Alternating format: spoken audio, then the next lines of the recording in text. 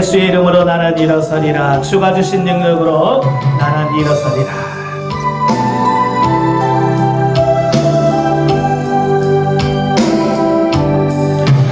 예수의 이름으로 나는 일어서리라. 주가 주신 능력으로 나는 일어서리라. 원수가 날 향해 와도 쓰러지지 않으리. 주가 주신 능력으로 주가 주신 능력으로 주가 주신 능력으로 일어서리. 예수의 이름으로 나는 일어서리라. 주가 주신 능력으로 나는 일어서리라. 원수가 날 향해 와도 쓰러지지 않으리. 주가 주신 능력으로 주가 주신 능력으로 주가 주신 능력으로 일어서리. 원수가 날 향해 와도 쓰러지지 않으리. 주가 주신 능력으로 주가 주신 능력으로 주가 주신 능력으로 일어서리. 은혜로우신 아버지 감사합니다. 오늘 우리를 사랑하셔서 귀한 자리에 일로 하신 아버지, 올라와서 우리 저들을 만나 주옵소서. 계속해서 은사에 대한 말씀을 같이 듣는데 아버지 단순한 지식으로 듣지 않게 하시고 그 말씀이 실제가 되어지게 하셔서 우리의 삶 속에서 실제로 성령의 나타남이 우리의 삶을 통해서 나타나게 하여 주옵소서. 오늘 말씀을 들 때 우리 귀를 열어 주옵소서. 우리 눈을 열어 주옵소서. 우리의 심령을 열어 주셔서 알게 하시고 듣게 하시고 보게 하시고 깨달아지는 역사가 있도록 도와주시옵소서. 시종을 맡겨오며 예수님의 이름으로 감사하며 기도합나이다. 아멘. 예, 하나님 말씀은 마태복음 10장 1절입니다. 마태복음 10장 1절 한 절입니다. 마태복음 10장 1절 우리 다 같이 한 목소리로 봉독합니다. 예수께서 그의 12 제자를 부르사 더러운 귀신을 쫓아내며 모든 병과 모든 약한 것을 고치는 능력을 주시니라. 아멘. 벌써 이제 은사를 시작한 지가 지금 오늘 13번째 시간입니다. 꽤 시간이 많이 흘렀죠? 예.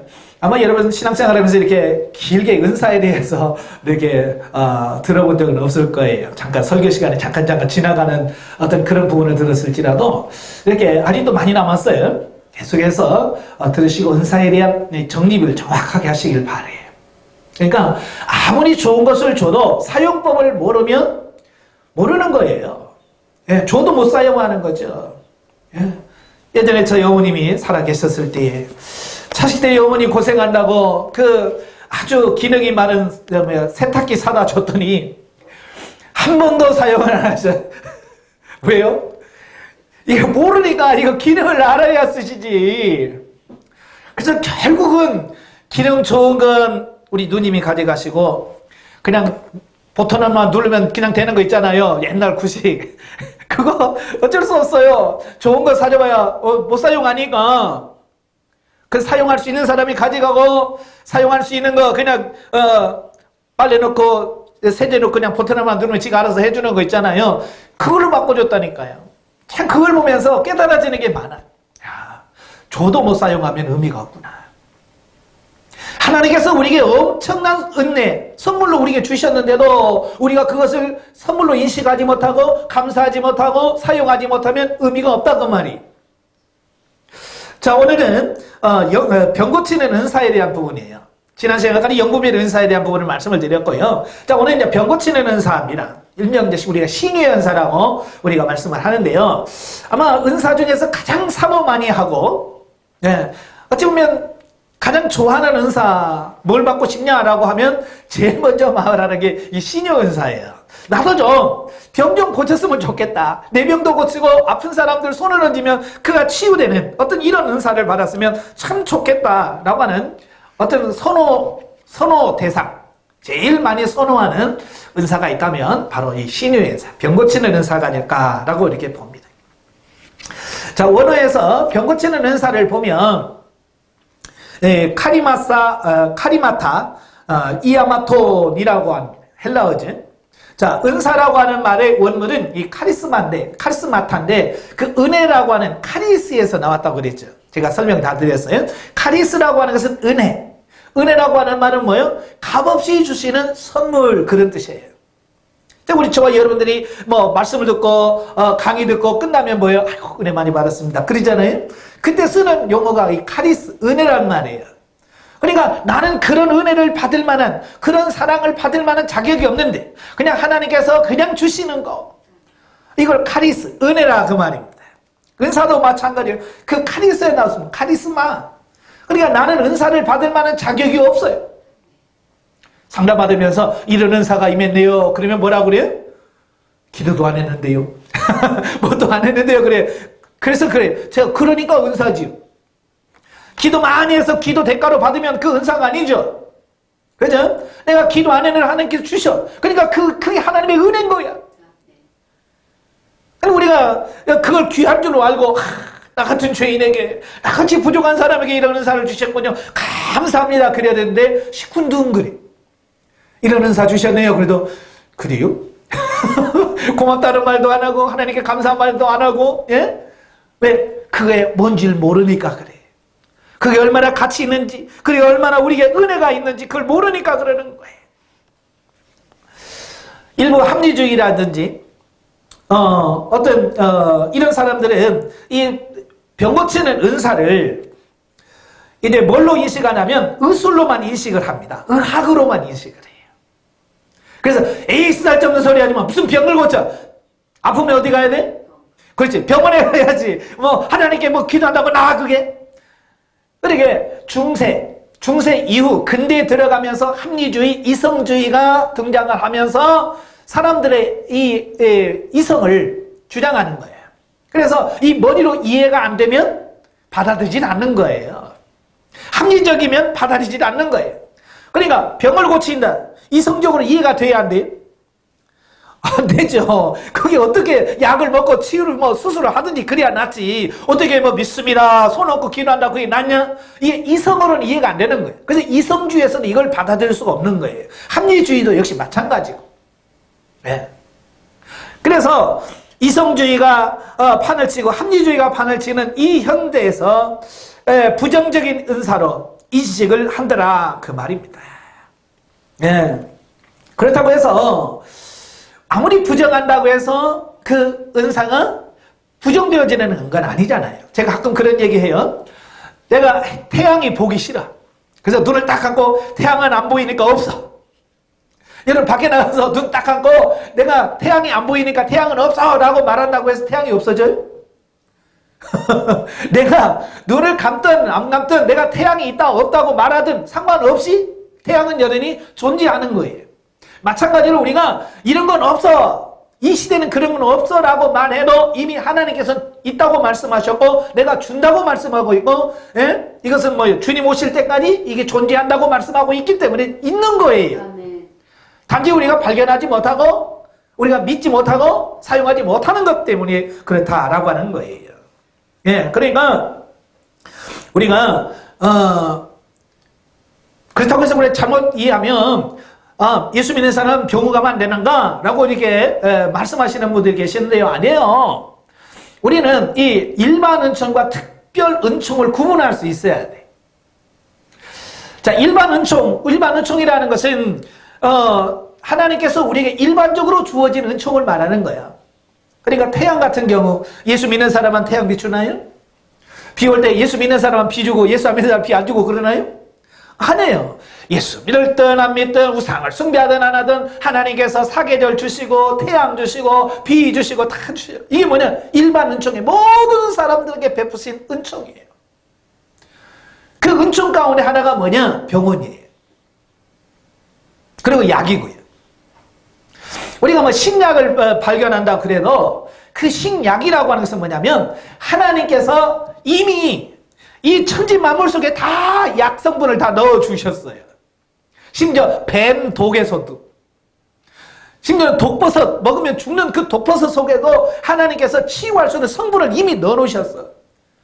2000몇 년도에 이걸 발견했거나 하나님은 아시고 이미 독버섯에다가 독을 넣어놨다니까요.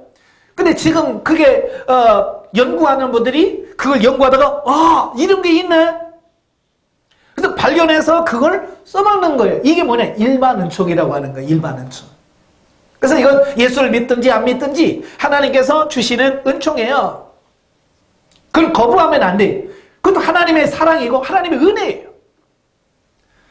근데 특별 은총이라고 하는 건 뭐냐? 바로 일반 은총을 뛰어넘어서 하나님께서 특별하게 주시는 은총.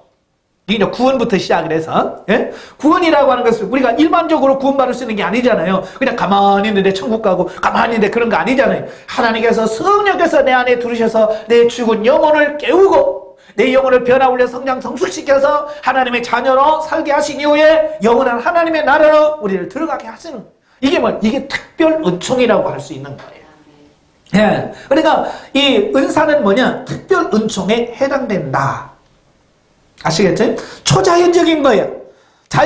일반 은총은 자연적인 거고, 초자연적인 것은 이 자연적으로 어떤 해결할 수 없는 것들을 하나님의 은혜와 능력으로 해결하는 것. 이걸 초자연적이다라고 이렇게 말하는 거예요. 그러니까 병 고친다라고 한 말은 이아마톤인데 고치나 보살피나 회복시키다라고 하는 동사 아이오마이에서 파생된 말로서 치료라는 뜻을 가지고 있습니다. 그러니까 질병을 치료하는 은사다. 자, 그런 뜻이에요.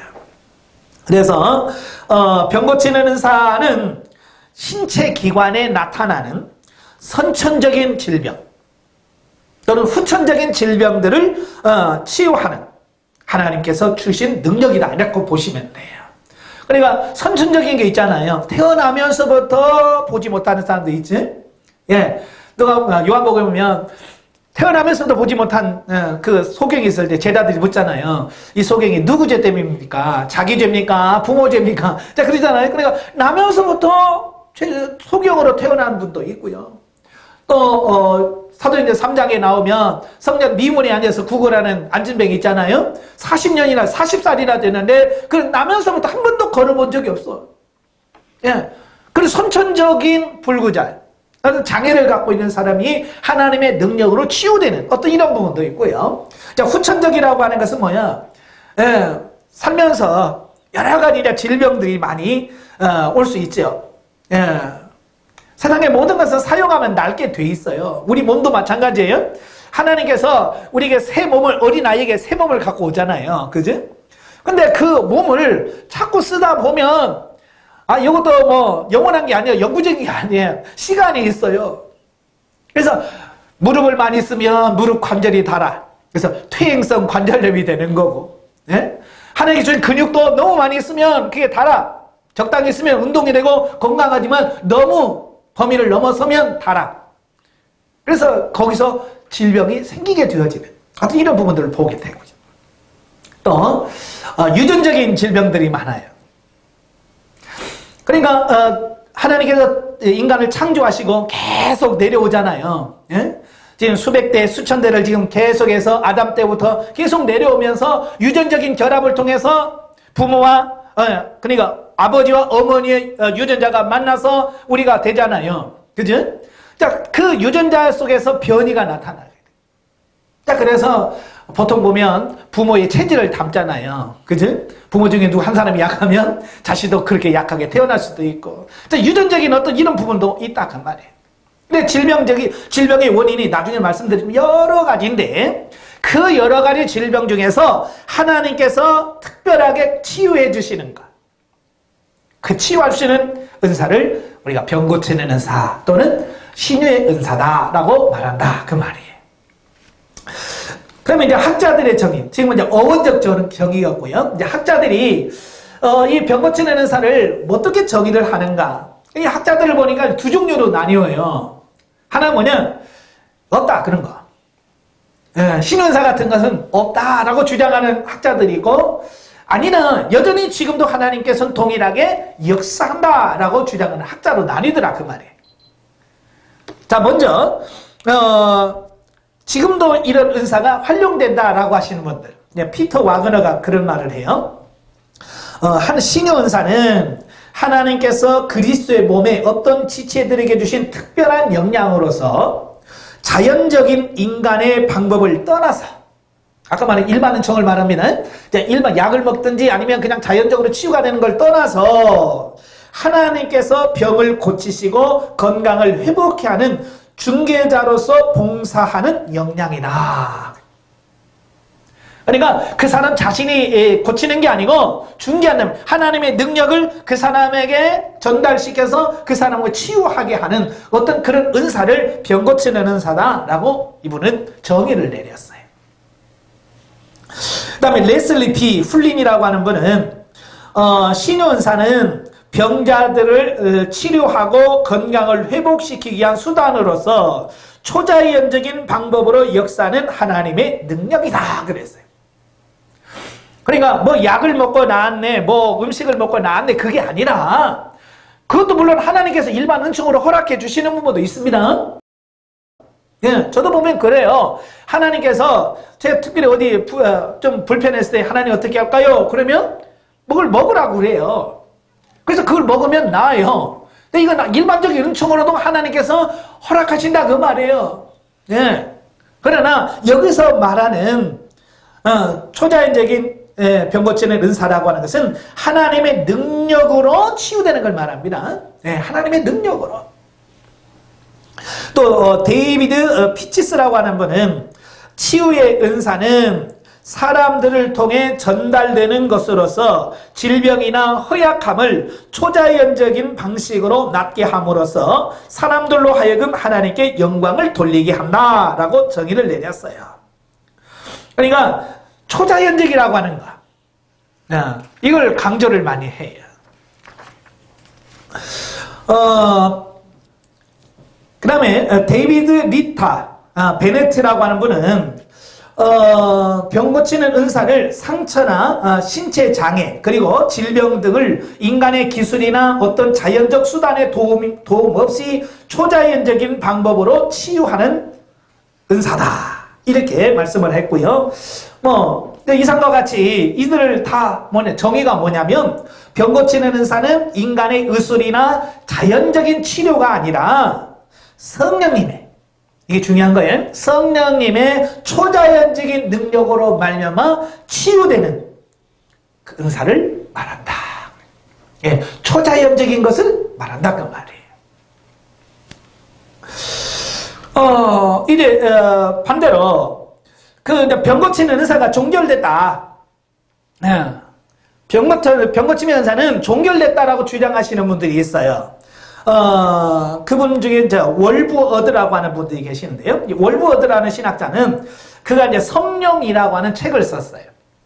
성령이라는 책을 쓰면서 그가 뭐라고 말하냐면 어떤 그리스도인들이 병 고침을 위한 기도의 응답에 비상한 체험을 가지는 것도 가능하나 은사로서의 신유가 오늘날 사람들에게 허락되고 있는 것은 아니라고 보아야 할 듯하다 그랬어요. 그러니까 이분도 그럴 수는 있지만 하나님께서 초자연적인 방법으로 치유해 줄 수는 있지만 그러나 은사로서의 신유는 지금은 허락되지 않는 것으로 보아야 한다. 자, 이렇게 정의를 내렸어요.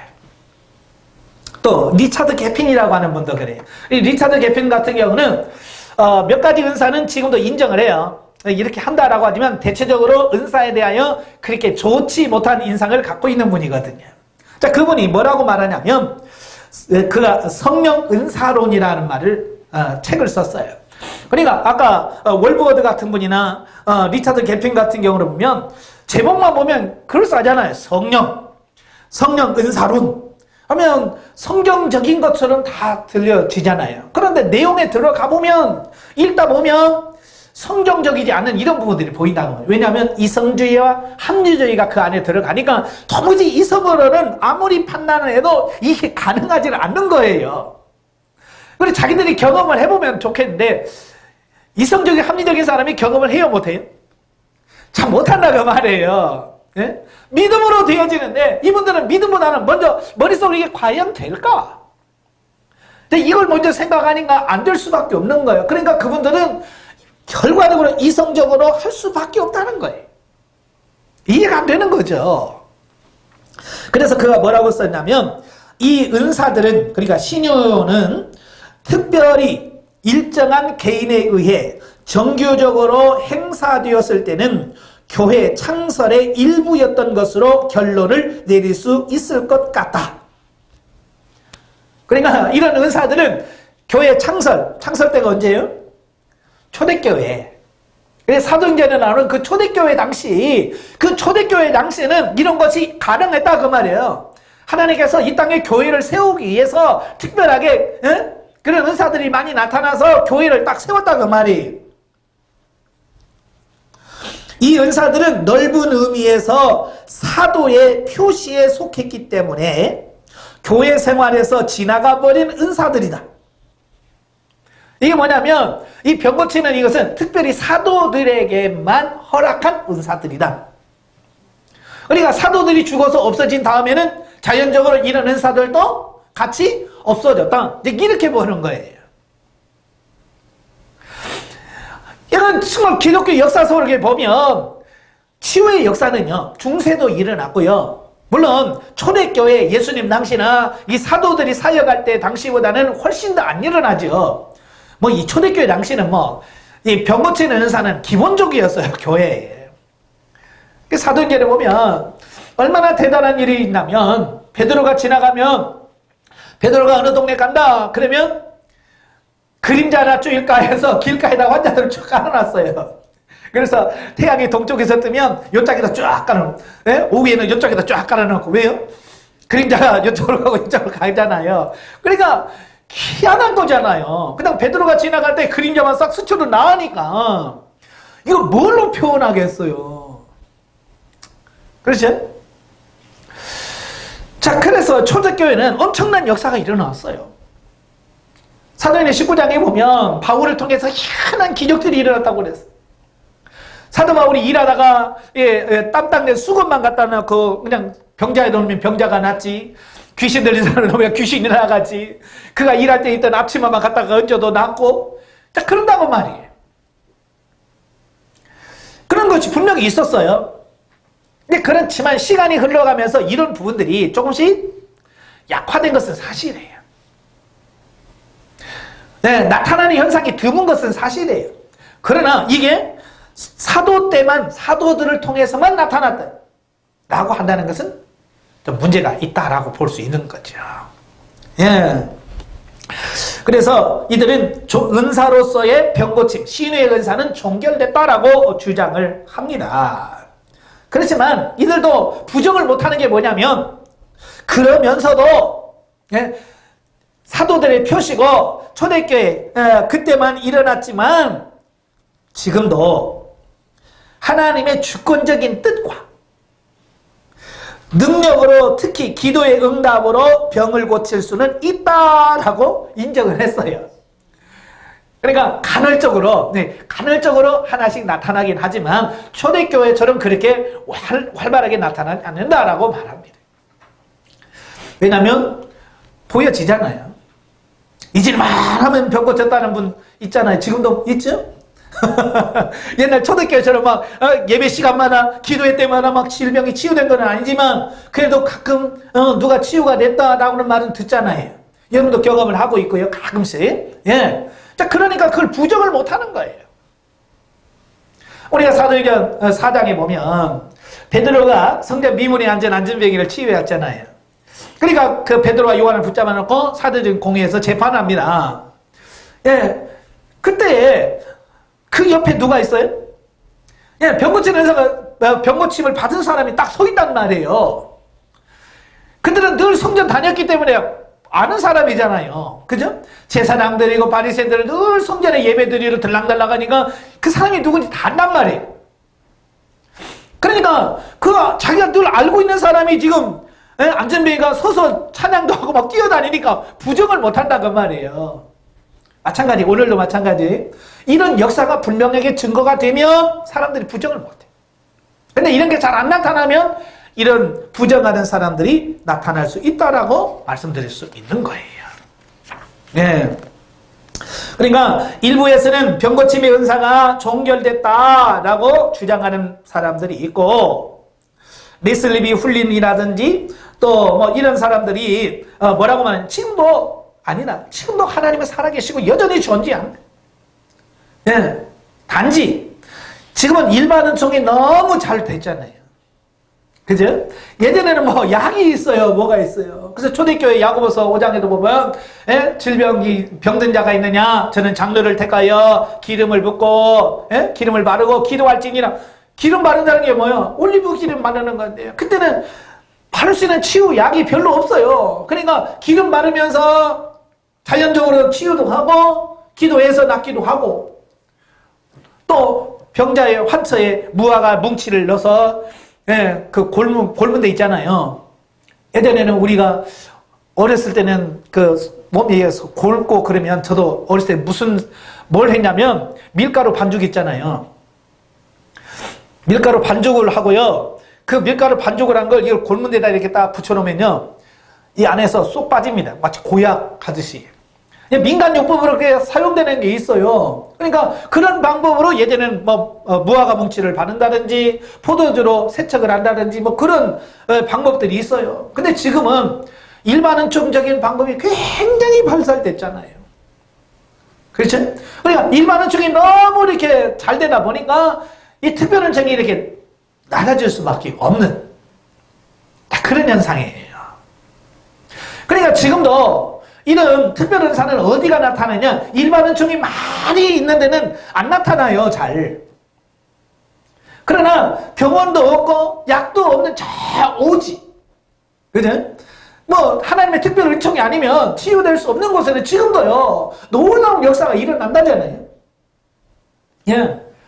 그러니까 중국에 선교하신 분들이, 지금은 아니고 10년 전, 20년에 가면, 전에 중국에 가면요, 다 뭐냐면 깜짝깜짝 놀란대요, 목회자들이. 선교사한테. 왜냐면 가서 그냥 손만 얹고 기도하면 나으니까. 근데 희한한 건 한국에 오면 안 낫는다는 거예요, 이게. 그러니까 그분들이, 야, 한국 사람 믿음이 없다. 예? 왜 안 낫냐? 난 중국에 오면 낫는데 나는 왜 한국에 오면 이야기 안 되냐? 그러니까 한국 사람 믿음이 없다라고 목사님들이 많이 말을 했어요. 물론 믿음 있는 건 사실이에요. 그러나 왜 한국에는 안 나타나면 일반은총이 너무 잘 돼 있어요. 일반은총이 너무 잘 돼 있기 때문에 특별은총이 그렇게 나타날 필요가 거의 없는 거죠. 그래서 잘 사는 나라일수록 특별은총이 점점 일반은총이 강할수록 특별은총이 줄어들 수밖에 없고, 일반은총이 없는 저 미개의 나라는 이 특별은총이 커질 수밖에 없다라고 하는 것을 우리가 보게 돼요. 자, 특별히 그 웨슬리 B 훌린 박사는 기독교와 은사 활용이라는 책을 쓰면서 그가 이런 말씀을 해요. 확실히 큰 속임수가 교회의 이름으로 이루어져 왔지만 신유의 은사가 교회로부터 완전히 사라진 적은 없었다. 이분이 말하는데 큰 속임수가 교회의 이름으로 이루어져 왔다라고 말합니다.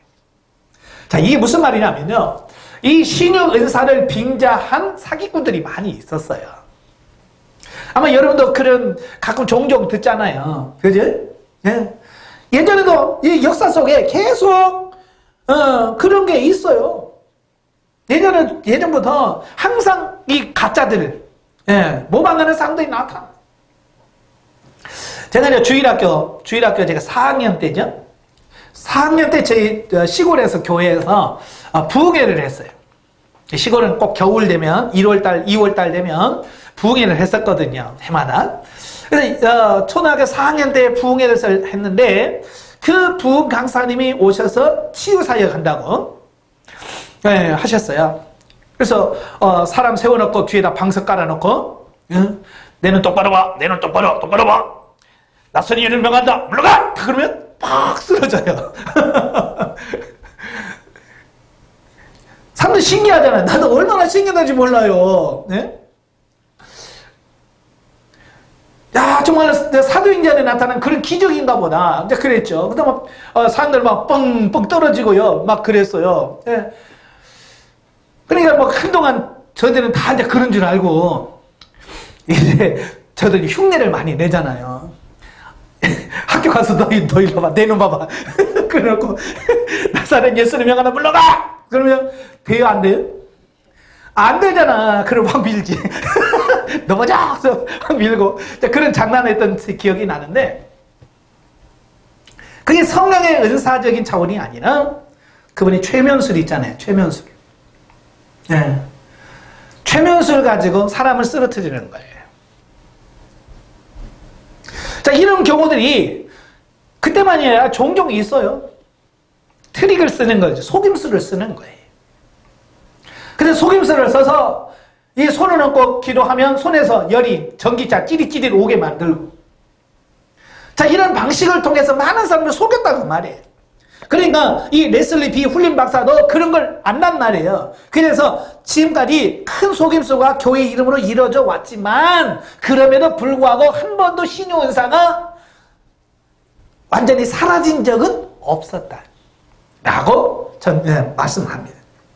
그래서 오늘날 누가 이 신유의 은사의 존재를 부인하거나 또는 신유의 은사의 가능성을 배제한다면 그는 무리한 사람으로 간주될 것이다. 누가 감히 절대적인 성령을 제한하거나 명령하겠는가? 예, 성령이 하시는 것을 누가 안 된다, 없다라고 말할 수 있는가라고 이분이 정의를 내렸어요. 신유 은사라고 하는 것은 모든 은사는 다 마찬가지예요. 성령님의 강권적인 은혜. 하나님께서 강권적으로 성령의 나타남이 말이에요. 이게 은사예요. 그러니까 이 병 고치는 은사도 마찬가지예요. 내 힘과 내 능력이나 내 경건으로 나는 게 아니에요. 그래 사도행전 3장에 보면 그렇잖아요. 베드로가 그 미문에 앉은 난진병이를 고쳤어요. 그러니까 막 사람들이 베드로를 바라보면서 와 하고 대단하게 막 쳐다보는 거예요. 그러니까 베드로, 야, 내 경건으로 이 사람을 낫게 한 줄 아느냐? 라고 말하지.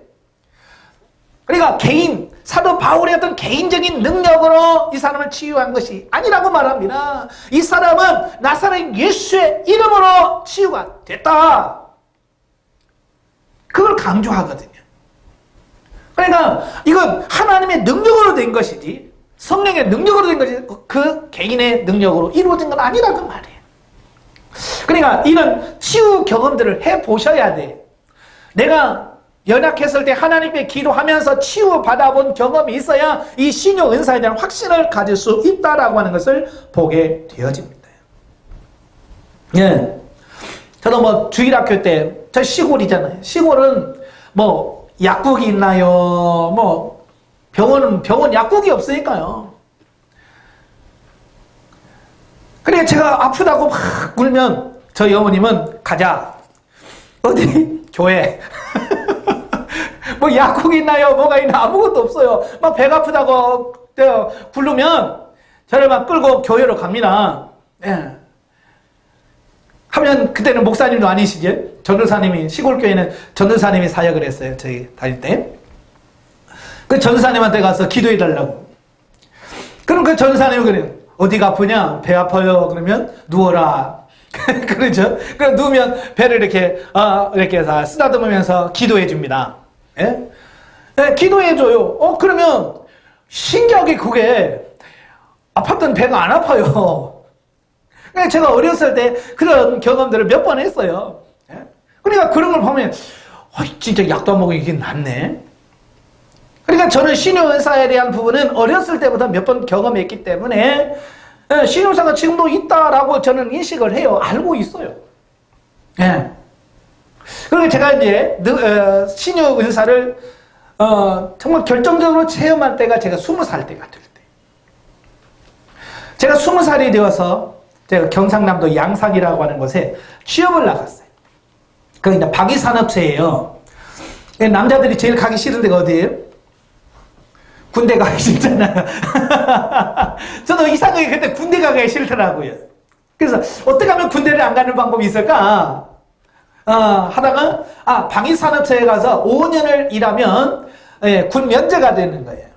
그러니까 그때는 저는 군대도 안 가고 돈도 벌 수 있는 기회다. 제가 이제 그렇게 생각을 한 거예요. 그래서 군대 안 가려고 그 먼 곳까지 제가 취업을 나갔어요.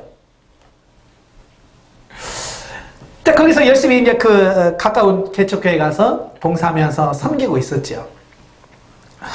그런데 어느 날부터인가 일을 하는데 이상하게 양쪽 무릎이 아파요. 시큰시큰하면서 뭐라고 표현을 못 하겠는데 시다고 하는 말 이해가 돼요?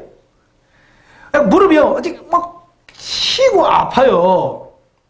뭐 특별하게 막 아픈 것도 아니고 막 서 있지를 못하겠는 거예요. 이게 서 있지를 못하겠는 거예요.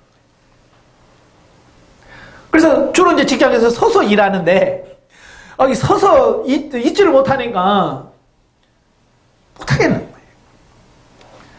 그래서 담당자에게 나 이거 다리가 아파서 이거 못하겠다. 그러니까 그러냐? 그러면 앉아 있는 곳으로 보내주겠다. 그래서 서서 일하는 곳에서 앉아서 일하는 곳으로 이 보직을 변경시켜줘서 이제 앉아서 일을 하니까 일을 하는데 문제는 뭐냐? 걸어가지를 못하는 거예요. 그러니까 100m 이상 가면 무릎이 아파서 걷지를 못하는 거예요. 희한하지? 이게 100m를 가면 너무 이게 막 어떻게 막 말로 표현할 수 없는 아픔이 와요. 그래서 도무지 못 걸어. 그러니까 100m 가서 앉아가지고 무릎을 한 10분 동안 주물고 있으면 이게 좀 나아져요. 그러면 또 100m 가서 앉아가지고 또 10분 동안 주물르고 또 이렇게 가고. 그러니까 밥 먹으러 내려가는 데가 한 300m 되거든요. 식당만 가는데. 300m 되는데 그걸 갔다 오면 1시간이 넘어. 그래서 이제 그다음부터는 점심 먹으러 안 가요. 그래서 밥 먹으러 가면서 매점에서 빵 하나 우유 하나 사다 달라. 그래서 그들이 이제 밥 먹고 올라오면서 빵 하나 우유 하나 사다 주면 그 점심을 먹고 일을 떼어. 그다음에 이제 병원을 가야 되니까 병원에서 의사 선생님이 이렇게 하고 뭐 하더니 뭐라고 말하냐면 이건 관절염이다. 관절염이다라고 말하는 거예요. 그러면서 그분이 그래서 제가 그럼 치유 뭐 약이나 뭐 있어요? 그러니까 그때가 83년도니까 20년이 넘었죠? 그러니까 거의 35년, 36년 전이네. 그때는 뭐 약도 없는 거예요. 치유할 수 있는 방법이 없다는 거예요. 그럼 어떻게 해요? 그러니까 이건 목욕탕에 가서 따뜻한 물에서 이렇게 주물러서 혈액순환이 잘 되고 하면 이 통증이 완화되고 그 방법밖에 없지 지금은 치유하는 방법이나 약이 없다라고 말하는 거예요. 그런데요. 그 의사 선생이 그렇게 말을 하는데요. 희한한 경험이 뭐냐면 그 의사 선생이 그렇게 말을 하는데 내 안에서 이건 사람의 소리도 아니에요. 그러니까 사람의 소리도 아니고 뭐도 아닌데 내 안에서 뭐라고 말하냐면 기도할 수 있는데 뭘 걱정하냐? 이건 참 희한한 거예요. 이건 도대체가 어떻게 말로도 할 수 없는데 지금 저는 의사하고 지금 이야기하고 있는 거예요. 약 없냐? 치료 방법 없냐? 지금 하고 있는 그 사이에 내 안에서 기도할 수 있는데 왜 걱정하느냐라고 하는 말씀이 내 안에 오는 거예요. 오면서 이 안에서 뭐냐 기쁨 같은 거 있잖아요. 말로 평안할 수 없는 평안과 기쁨이 이게 내 안에 몰려오는 거예요. 그러니까 의사는 심각하게 지금 이건 약이 없어요. 지금 약이 없어. 이건 치료 방법이 없고 목욕탕에 가서 뜨뜻하게 물에 이렇게 마사지하고 요것밖에 없다라고 말하는데 그 사이에 제가요 얼굴이요 웃음이 확 튀는 거예요. 신기한 거지. 저는 이제 경험시켜 주시려고 하는 그렇게 하신 거예요. 의사는 지금 심각하게 이거 나올 수 없어. 왜? 이제 20살 먹을 젊은 애가 이거 와가지고 왔으니 의사의 입장에서 얼마나 불쌍한 거예요. 약도 없지 방법도 없지. 그러니까 불쌍한 눈으로 쳐다보는 나는 싱글싱글 웃으면서 그래요? 예 알겠습니다. 그리고 제가 웃으면서 나오니까 걔가, 아, 얘는 아직 철이 안 들었구나. 이게 얼마나 심각한지를 모르는 건 아마 그런 눈치 같아요. 그래서 제가 병원에 나와서 바로 찾은 게 어디냐, 교회예요. 바로, 왜? 이 안에서 계속 기도하면 되는데. 기도하면 되는데 뭘 염려하느냐? 기도해라! 라고 하는 사인이 내 안에 계속 들려진단 말이에요. 그러니까 어쩔 수 없이 제가 그 음성을, 내적 음성을 쫓아서 교회를 가는 거예요. 가서 제가 하나님 앞에 기도했습니다. 하나님, 오늘부터 제가 100일 철야기도 하겠습니다. 여기서 내가 자면서 밤마다 내가 100일 동안을 기도하겠습니다. 라고 작정을 하고, 그날부터 교회에서 자면서, 낮에는 회사 가서 일하고, 퇴근하면 바로 교회로 가요. 그래서 교회에서 맨 앞자리, 예, 앞자리 의자 이렇게 돌려서 두 개 합치면 침대가 되잖아요. 이제 두 개 합쳐서 이렇게 이불 깔아놓고 이제 거기서 기도하는 거예요. 뭐 기도한다고 해봐요. 뭐 기도 훈련이 돼 있나요? 뭐 했나요? 뭐 안 되니까 잘 안 되죠. 그래도 이건 하나님 고쳐주세요. 치유시킬 줄은 믿습니다. 하고 기도하는 거예요. 기도하다가 자고 새벽 기도하고 새벽 기도 끝나면 다시 출근하고 이게 그게 계속 반복해서 이루어지는 거예요. 그런데 한 60일 정도가 됐는데 안 낫는 거야. 이게 가면서 좀 치유되는 어떤 기미가 좀 덜 아프다든지 뭐 이러면 좀 보여지면 좋겠는데 이게 안 보이는 거예요. 그러니까 육신은 조급한 거예요. 너무 조급한 거예요. 그래서 어느 날 수요일날 밤에, 수요일날 저녁에, 그때 강도사님이었어요. 강도사님이, 담임이 강도사님이었어요. 이제 학교 졸업하시고, 목사 안수 받기 전에 개척을 하셨거든요. 그분이 수요일날 설교를 하는데 무슨 설교인지 나는 기억이 하나도 없어. 설교 끝나고 항상 통성기도 했거든요. 오늘 말씀부터 보니 통성으로 기도합시다. 주야! 하는데 내가 막 주야! 하고, 그냥, 어떻게 됐는지 모르겠어. 막 기도하는 거야. 눈물, 콧물 막 짜면서 막 기도를 하는 거예요. 얼마나 기도했는지 몰라요. 한참을 기도하고, 이제 아멘 하고 눈을 떴는데요. 다 가고 아무도 없고요. 다 불 꺼지고 불 하나만 달랑 켜져 있고, 옆에서 집사님, 권사님 네 분이 앉아가지고, 왜 젊은 애가 타약에 와가지고 아프다고 울고 있는 그 모습이 너무 불쌍한 거야. 그러니까 예배가 끝나고도 혼자 울고 있으니까 엄마의 심령이잖아. 다 자식들이 다 있고 우리가 갈 수가 없는 거야, 이분들이. 그래서 네 분이 앉아있어. 그래서 아이고, 얼마나 힘들어. 내가 기도해 줄게. 우리도 같이 오늘부터 철야해 줄게. 그러면서 이제 철야 멤버가 나 포함해서 집사님, 권사님에서 5명이 되고, 또 내 친구가 너 친구 의리 있다고? 그럼 나도 해줄게. 그래서 이제 6명이 철야 멤버가 돼서 기도를 하기 시작해. 이렇게 눈 떠보니까요, 이 밑에 의자 밑에 눈물 콧물에서 이만큼이 흐뭇하게 있더라고요. 나는 이제 그 정도면 치유가 될 줄 알았더니 안 돼요. 그래서 그냥 그분들하고 열을 계속 기도가 70일 정도 됐을 때, 70일 정도 됐을 때 그 교회 장로님이 계셨어요. 지금도 제가 존경하는 장로님이신데, 그분이 이제 은사가 있으셔요. 이런 질병 치유라든지 이제 귀신을 쫓아내는 이런 은사가 있으신 분이에요.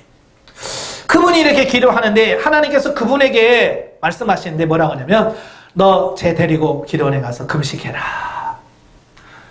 그 사인이 그 장로님이, 그때는 집사님이셨죠. 근데 그 사인이 그분에게 임하신 거예요. 그러니까 그분이 저한테 와서, 권군, 너 휴가 내라. 왜요? 너 나하고 금식하러 가자. 여러분, 직장 다니신 분이, 그 휴가하게 내고 이렇게 기도하러 가진다는 게 쉽지 않잖아요. 그래서 며칠 내요. 야, 3일 가서 하자. 그래서 3일 휴가 내라. 그래서 네, 알겠습니다. 그래서 3일 휴가계를 내가지고 이제 그 집사님하고 저하고 둘이 그 산을 올라가는 거예요. 그 기도원이요, 산 중턱에 있어요. 지금은 승용차 타고 올라가지만 옛날에는 뭐 차가 있어요. 버스 타고 가서 여기서부터 산 밑에서부터 중턱까지 올라가는데, 이거 100m 가면 이거 다리가 아픈데 그걸 어떻게 올라가요? 가다가 쉬다가 심지어는 네 발로, 예, 네 발로 고릴라처럼 이게 네 발로 기어가다가 해서 겨우 올라가서 그때부터 하루 이틀 지났어요. 3일날, 3일째는요 마지막 날이죠.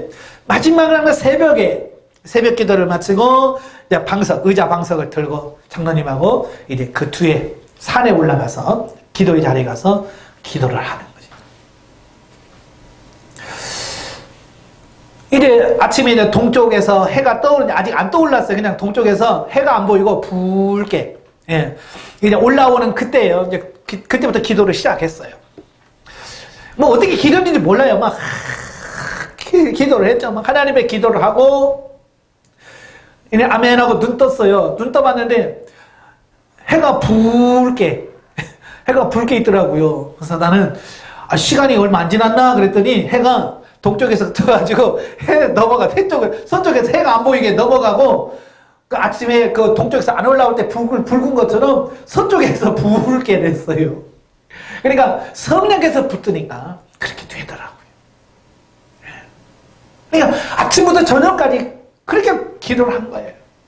근데 그때 집사님이 뭐라고 말하냐면 대단하대. 그래서 뭐예요? 그랬더니 성령께서 역사하는데 제가 무릎을 꿇고 그 바위가 많은 곳에 산이니까 뭐 없어요. 바위에다가 그냥 방석 하나 깔고 기도하는데 그 방석에서 제가 30cm, 40cm를 뛰더래요.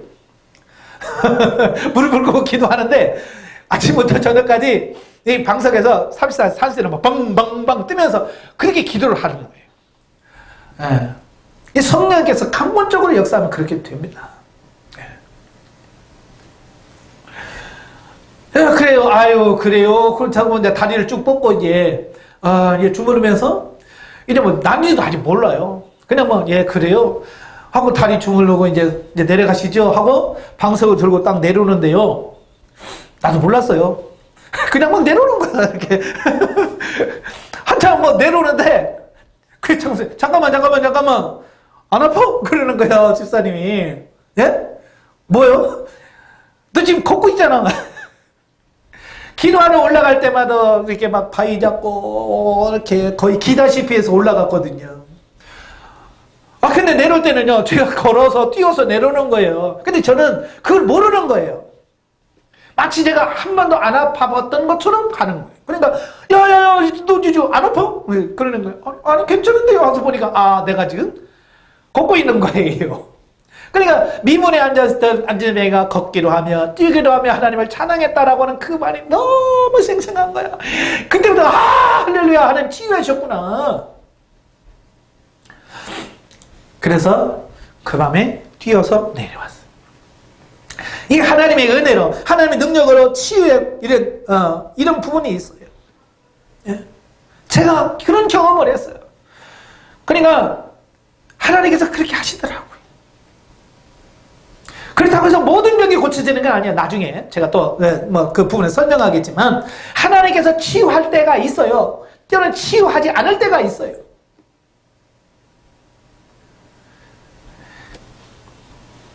그러니까 치유는 전적인 하나님의 은혜이지 내가 뭐 해달라고 해서 해주는 게 아니더라고 말이에요.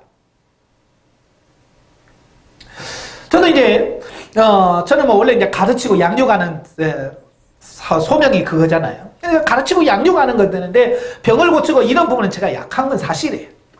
네. 그래서 지금도 뭐 특별하게 뭐 은사 집회, 뭐 치유 집회는 안 해요. 그래도 종종 집회 가서 말씀을 안수기도 하면 나는 모르는데 그분들이 나중에 와서 목사님 그때요 안수해 줄 때 뜨거운 불이 임하고 치유가 됐어요. 그래요? 아이고 감사하네요. 왜? 내가 한 게 아니니까 하나님께서 하신 거잖아요. 그렇게 하나님께서 그렇게 해주시는 것을 보게 돼요. 내가 못 느껴도 하나님께서 그렇게 치유하시는 것을 보면 하나님께서 하시는 거예요.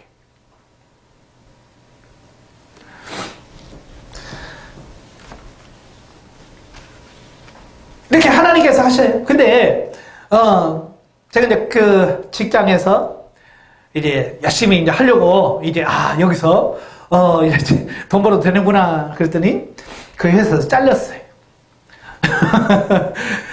잘렸어요. 그래서 어쩔 수 없이 회사에서 나와서 제가 신학을 하게 되는 그런 계기가 되어지는데요.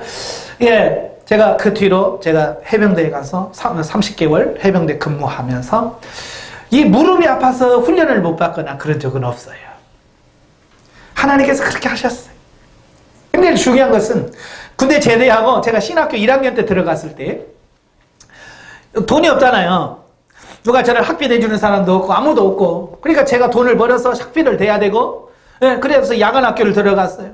주간에는 일하고 야간에는 신학을 하고, 그래서 한 3개월을 그렇게 했는데요. 이래 체력이 바닥이 난 거예요. 체력이 바닥. 아무리 젊어도 못 먹는 데다가, 예? 먹는 거 시원찮은 데다가 아침부터 저녁까지 일하되 뭐 오후까지 5시까지 일하고, 예? 그 다음에 5시부터 퇴근해서 신학교 가서 밤 10시까지 공부하고 집에 오면 11시 되고, 그때 다 늦은 저녁을 먹는 거예요. 11시에. 자, 그런 생활을 하다 보니까요, 이 몸이 못 견디는 거예요. 그러다가 어느 날 직장에서 일하다가 무릎을 다쳤어요. 이렇게 뒷걸음질 치다가 갑자기 무릎에서 뚝 소리가 나는 거예요. 팍 소리가 나더라고요. 몸에서 그런 소리가 나더라고요. 근데 몰랐는데 그때 인대가 나간 거예요. 무릎 인대가 나갔어요. 무릎 인대가 나갔는데 나는 그게 그냥 잠깐 삔 줄 알고 파스 붙이고 일하고, 아프니까 계속 파스 붙이고 일하고 그랬는데 이게 점점 커지는 거예요. 인대가 다치면 쉬어야 되거든요.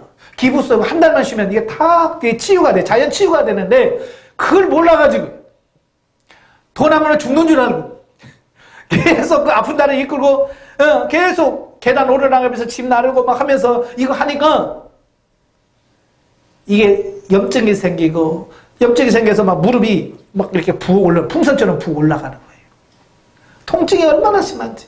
그래서 정형외과 갔더니 주사기로 물을 빼내는 거예요. 주사기로 물을 빼면 좀 나아요. 근데 하루 움직이면 또 막 또 올라, 또 물 빼고, 이런 작업을 계속 하면서 또 아프기 시작을. 근데 저는 머릿속에 뭐만 들어있을까요?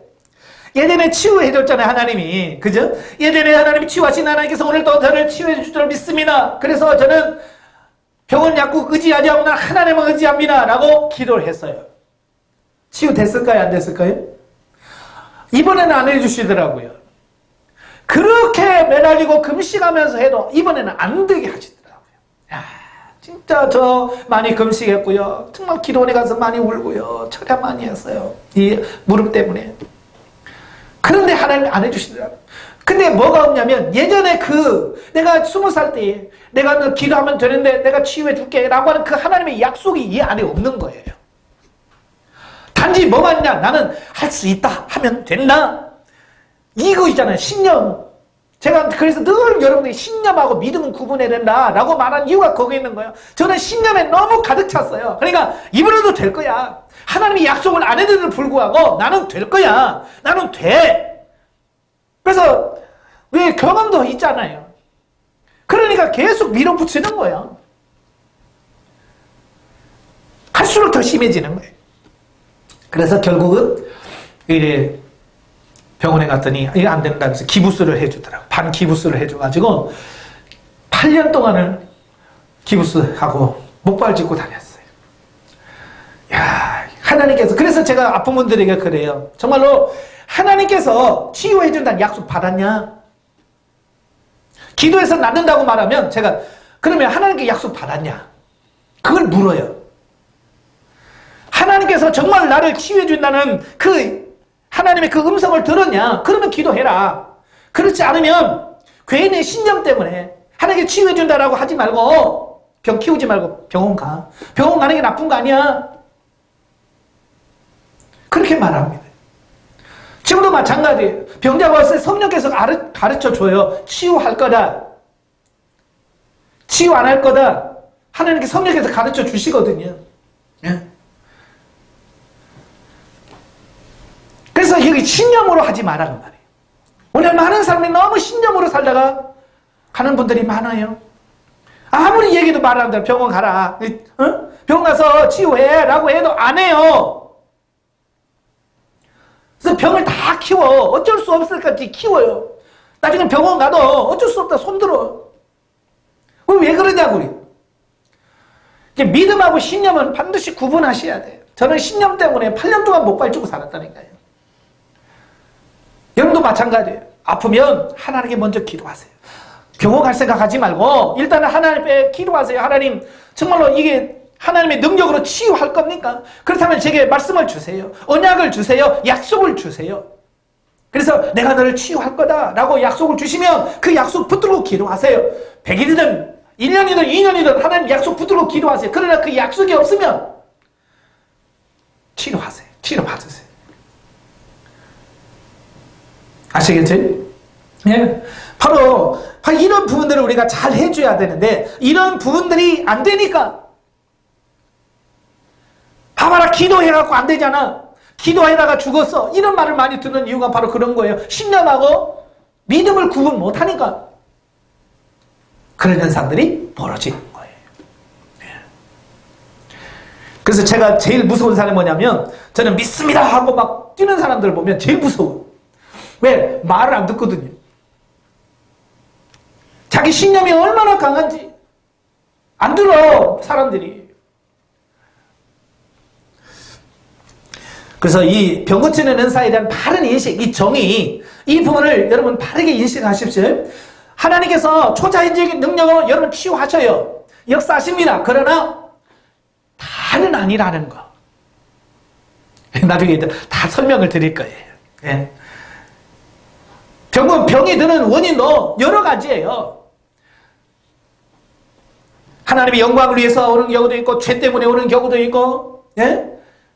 또 하나님의 능력을 경험시키기 위해서 주시는 경우도 있고 많은 경우가 있어요. 그런 경우들을 가지고 그 경우에 따라서 우리가 어떻게 치유해 가야 되는지가 결정이 되어지는 거예요. 그래서 이런 부분들 정확한 이해가 필요하다라고 하는 걸 꼭 기억하시면 좋겠습니다. 예. 병 고치는 은사의 목적. 그럼 이런 은사를 주신 목적이 뭐냐? 하나님께서 병 고치는 은사를 성도들에게 주신 목적을 바로 알면 그만큼 은사를 활용함에 있어서 많은 유익이 될 거다. 데이비스 피치스는 그에 져서 능력 은사에서 병 고치는 은사를 주신 목적을 7가지로 정의를 합니다. 7가지가 뭐냐? 첫째, 어떤 사람이 온전해지는 과정에 도움을 주기 위함이다. 어떤 사람은 온전해지는 과정을 도와주는 게 온전이라고 하는 말은 영적인 성장 성숙을 말합니다. 그러니까 이 병 고침이 목적이 되면 안 돼. 오늘 치유센터가 왜 문제가 되냐면 그 사람들은 영적으로 성장해가고 성숙해 가는 것을 돕기 위한 치유가 돼야 되는데 이 치유가 목적이 돼가지고 목적을 이루기 위한 방편으로 쓰니까 이게 문제가 되는 거예요. 아시겠지? 예수님도 많은 질병을 고치셨지만 치유가 목적이 된 적이 없으셔요. 그 치유를 통해서 내 영혼이 너를 구원했다. 내 믿음이 너를 구원하였더라. 항상 예수님은 구원과 연관시켜요. 영적인 부분에다 영에다 관심을 두고 영에다 초점을 갖추는 거예요. 예? 마찬가지예요. 우리를 온전해지는 과정에 도움을 주는 거다. 이 은사는. 두 번째로 병세를 치유하거나 완화시킴으로써 육체적인 고통을 덜어주기 위함이라. 예? 아파본 사람만이 그거 알잖아요. 얼마나 그 고통스러운지. 그래서 흔히들 교회 이런 하나님께서 신유 은사를 강하게 나타나시는 분을 보면 그분들은 한결같이 예전에 아파보셨던 분들이에요. 엄청난 질병을 통해서 고생했던 분들, 그분들은 뭘 아냐? 그 고통을 아는 거야. 그래, 고통을 아니까 그 아픈 사람 보면 막 감정이 또하네. 야, 얼마나 힘들겠냐. 그러니까 같이 막 울고 해서 치유가 되어지는 거예요. 예? 제일 문제가 아니라 한 번도 안 아픈 분들이 치유할 때 꼭 문제가 나타나요. 왜? 이분들은 그 아파본 사람들의 환자의 마음을 몰라요. 의사들 똑같아. 의사들요, 자기가 몸이 약해가지고, 야, 내가 의사 돼가지고 다른 사람 고쳐야지. 이런 사람들은요, 정말 아픈 사람들의 마음을 어루만지면서 치유합니다. 근데 한 번도 안 아픈 사람들은요, 뭐가 아파요? 그거 아프기는. 예? 정형외과 저도 수술 많이 했잖아요. 와서 소독해 주잖아요. 소독할 때요, 팍팍팍팍팍 아파! 그래도 막 뭐가 아파요? 그래도 막 아유, 쥐어 패고 싶은다니까요. 어쩔 때는 의사도 그렇게 환자의 마음을 모를까? 그냥 치유 은사를 받은 사람도 아팠다가 치유 은사를 받은 분하고 한 번도 안 아파보고 이 치유 은사를 받은 사람하고 차이가 있어요. 그래서 안 아파본 사람은 치유하면서 상처를 또 줘. 왜? 자기가 그 사람의 심정을 몰라. 그 사람들의 아픔을 몰라. 세 번째로 영혼을 깨끗하게 합니다. 우리 육체만 깨끗하게 하는 줄 아는데 결국 육체 질병은, 육체 치료는 영혼을 깨끗하게 만드는 과정이에요. 그 다음에 감정을 순화시키게 합니다. 이 아픈 사람들의 마음이 얼마나 상처가 많아요. 치유동을 통해서 큰 부분도 하나님께서 어루만져서 그런 부분을 가지고 치유하시는 거고, 다섯 번째로 성령께서 행하시는 치유사역에 관하여 이미 알고 있는 교인들을 교화시키게 한 거예요. 그러니까 그 사람이 치유됨을 통해서 그를 보고 있는 성도, 와, 하나님 정말 계시네 라고 그들까지, 옆에 있는 사람들까지도 세우기 위한 과정이라고 말이에요. 여섯 번째, 예수님께서 오심으로써 이 땅 위에 이미 이루어진 하나님의 나라에 대한 징표를 믿음 없는 세상 사람들에게 보여주기 합니다. 그러니까 귀신이 떠나가고 질병이 치유가 되면 하나님의 나라가 이미 너희 안에 임한 줄로 알라 그랬잖아요. 그러니까 이 땅에서 치유가 일어난다는 것은 하나님의 나라가 지금 이 땅에 실현되고 있다, 그 얘기거든요. 마지막 일곱 번째는 하나님께 영광을 돌리기 하여. 신은사는 하나님께 영광을 돌리게 하며, 그러니까 병 고치는 사람, 그 사람이 영광 받으면 안 된다고 말이에요. 오직 하나님께 영광 돌리기 위해서 그렇다, 그 말입니다. 그래서 우리가 이 신유 은사에 대한 정의에 대한 분명한 인식과 함께 왜 이런 은사를 주시는지 그 목적을 정확하게 이해를 해야 돼. 이 목적을 인식하지 못하니까 그냥 병 고치는 데만 초점을 맞추다 보니까 병은 고쳐줬는데 그 사람 믿음이 성장이 안 되는 거예요. 어떤 분이 그러더라고요. 간증하는데 그래요. 진짜 죽을 병 걸린 사람들을 기도해서 치유시켜놨더니 교회에 열심히 나오더니 막 새벽, 수요일, 금요일 예배 시간 안 빠지고 열심히 나오더니 3개월 딱 나오고 3개월 딱 나오고 안 나오더니, 그래서 신방 가가지고 아니 왜 안 나오세요? 그러니까 그분이 하는 말이, 아니 3개월 그만큼 나가줬으면 됐지, 뭘 더 나가야 되냐, 뭘 더 나가야 돼요? 라고 묻더라는 거예요. 왜냐하면 그분은 치유만 해줬지 뭘 안 해? 그 영에 대한 부분을 말씀 안 했거든요. 영혼 구원에 대한 부분을 안 해줬거든요. 그러니까 그 부분을 모르는 거예요. 그러니까 그 사람은 인심 썰여서 3개월 나가준 거지, 교회 예수님 아는 게 아니거든요. 그러니까 치유가 목적이 되면 그렇다니까요. 그러니까 예수님은 항상 영혼에 관심을 갖잖아요. 치유하고 나서도 내 믿음이 너를 구원하였노라, 다시는 죄를 짓지 마라 라고 말하면서 그 영혼을 세우자는 이 목적이 정확하게 예수님은 분명히 목적을 하신단 말이에요. 그래서 이런 부분을 정확하게 아시고 이런 사람에 대한 활용을 하실 수 있도록 이렇게 하시면 좋겠습니다. 기도하겠습니다. 은혜로우신 아버지 감사합니다. 오늘도 우리를 사랑하셔서 하나님께서 질병을 치유하시는 은사에 대한 부분을 말씀해 주었습니다. 삼위 하나님께서는 여전히 오늘도 존재하시고 여전히 역사하고 계심을 믿습니다. 오늘도 이 신유 은사를 통해서 하나님의 살아계심을 나타내 보고 계심을 믿습니다. 오늘도 이 은사에 대한 정확한 인식을 갖게 하시고 정말 하나님의 능력을 도우심으로 말미암아 우리 육신의 질병이 치유되는 역사가 실제로 임할 수 있도록 주여 도와 주시옵소서. 저희의 삶 속에, 저희의 사역 속에 이런 치유의 능력의 역사가 하나님의 영광을 위해서, 저들의 믿음의 성장 성숙을 위해서 일어나는 역사가 있도록 우리 하나님 도와 주시옵소서. 예수님의 이름으로 감사하며 기도합나이다. 아멘.